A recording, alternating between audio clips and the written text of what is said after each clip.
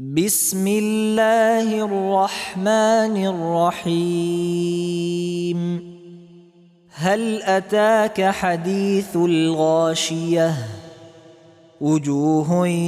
يومئذ خاشعة عاملة ناصبة تصلى نارا حامية تسقى من عين آنية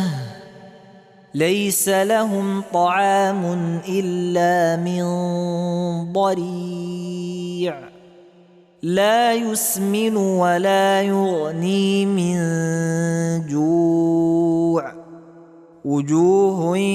يومئذ ناعمة لسعيها راضية في جنة عالية لا تسمع فيها لاغية فيها عين جارية فيها سرر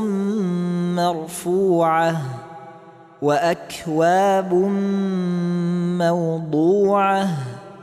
ونمارق مصفوفة وزرابي مبثوثة أفلا ينظرون إلى الإبل كيف خلقت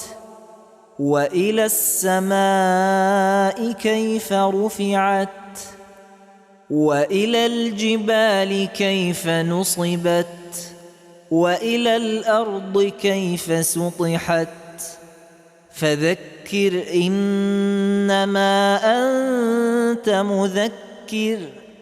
لست عليهم بمسيطر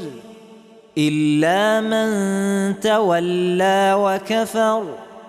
فيعذبه الله العذاب الأكبر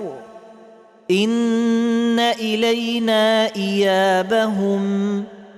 ثم إن علينا حسابهم